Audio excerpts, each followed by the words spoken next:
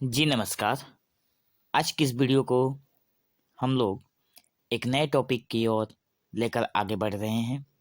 इस वीडियो में हम लोग देखेंगे साइलेंट वैली का महत्व, जो कि MGPE 007 के अंतर्गत हर बार इग्नू के एग्जाम में ये बहुत ही इम्पोर्टेंट क्वेश्चन है जो पूछे जाते हैं।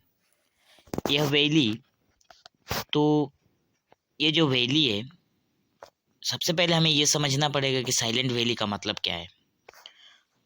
तो साइलेंट वैली जो है वह एक राष्ट्रीय उद्यान है, ठीक है। वहाँ पे बहुत तरह तरह की प्रजातियाँ, मतलब बहुत ही अलग तरीके के सामान, बहुत सारी चीज़ें वहाँ पे पाई जाती है। तो चलिए देखते हैं एक नज़र और सब कवर करते हैं। यह वैली राष्ट्रीय उद्यान भारत में अंतिम अबाधित वर्षा वन और उष्णकटिबंधीय आर्द्र सदाबहार वन है। मतलब ये जो वन है यह अबाधित है, जहाँ पे कोई बाधा नहीं है, और ये वर्षा वन है और उष्णकटिबंधीय है, ठीक है, जो कि भारत के केरल राज्य में नीलगिरी पर्वतों में स्थित है। साइलेंट वैली अर्थात शांत घाटी राष्ट्रीय उद्यान,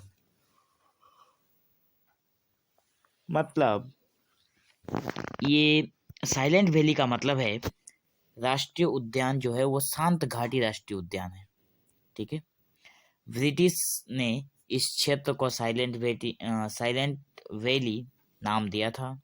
1914 में साइलेंट वैली को आरक्षित वन घोषित कर दिया गया था, मतलब रिजर्व फॉरेस्ट डिक्लेयर कर दिया गया था 1914 में। और आगे देखें तो हमें ज़्यादातर एग्जाम में यही पूछा जाता है कि साइलेंट वैली के ऊपर एक निबंध लिखिए।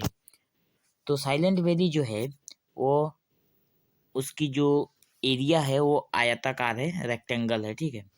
रेक्टेंगल का आप लोग पिक्चर देख पा रहे होंगे, ये रहा रेक्टेंगल। रेक्टेंगल तो आप लोग जानते ही हो। तो रेक्टेंगल उसका क्षेत्र है।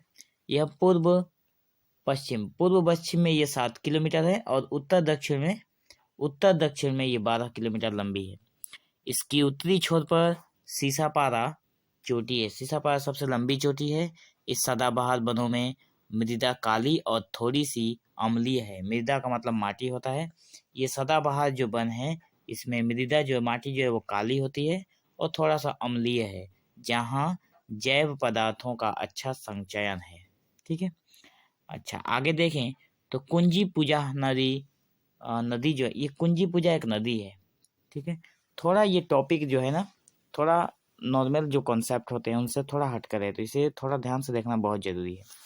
कुंजी पूजा जो है वह एक नदी का नाम है जो उत्तर से दक्षिण की ओर उद्यान के पूरे पूरे जो 15 किलोमीटर में ये बहती है और भारत पूजा हमें नामक जो नदी है उसमें जाकर गिरती है। मतलब यहाँ पे कहने का मतलब यही है कि कुंजी पूजा भी एक नदी है और भारत पूजा भी एक नदी है, लेकिन ये नदी बहते बहते बहते बहते जाकर इस नदी में गिरती है, इसके पानी, ठीक है।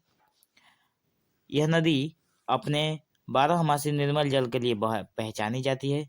नदी समान रूप से उथली है, इसमें कोई बाढ़ की तो मैदान नहीं है। मतलब इस नदी के आसपास कोई मैदान ऐसा नहीं है जहाँ पे बाढ़ आती हो, ठीक है। और ये नदी का पानी हमेशा स्वच्छ रहता है, निर्मल रहता है। आगे देखें तो साइलेंट वैली में मानसून मतलब बरसात के मौसम के दौरान प्रचुर वर्षा होती है, परंतु विविध स्थलाकृति के कारण क्षेत्र के अंदर वर्षा की वास्तविक मात्रा अलग अलग होती है। मतलब यहाँ पे जो विविध स्थलाकृति है, मतलब जो स्थल जगह है, जो जगह है वहाँ पे सबकी अलग अलग क्षेत्र है और सबकी अलग अलग वास्तविक अलग अलग जगह है। तो ये जो जगह है अलग अलग जगह होने के कारण इनकी जो वास्तविक वर्षा होने की जो मात्रा है वो भी अलग अलग होती है। कहीं पे ज़्यादा होती है, कहीं पे कम होती है। सबसे अधिक गर्म महीने अप्रैल और मई में होते हैं। मतलब ये जगह जो है वहाँ पे सबसे अधिक जो गर्म लगती है वो अप्रैल और मई में लगती है।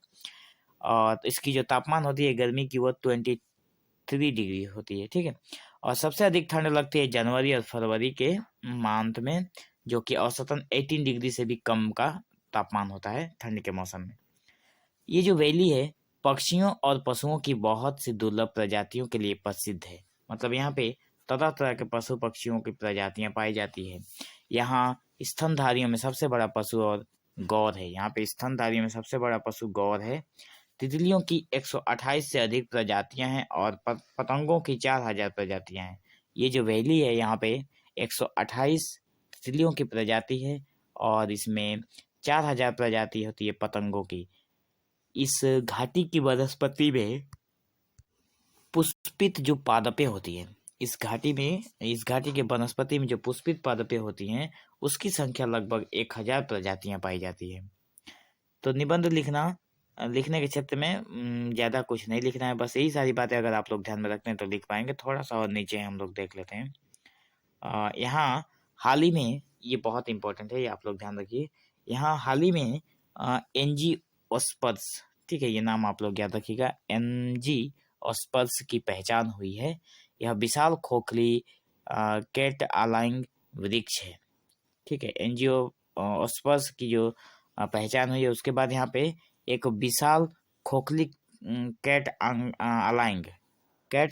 अलाइंग नाम का एक वृक्ष है जिसके अंदर 12 लोग, ठीक है, इस वृक्ष के अंदर, ये जो वृक्ष का नाम है, इस वृक्ष के अंदर एक साथ 12 लोग रह सकते हैं इस वृक्ष के अंदर घुसकर, ठीक है।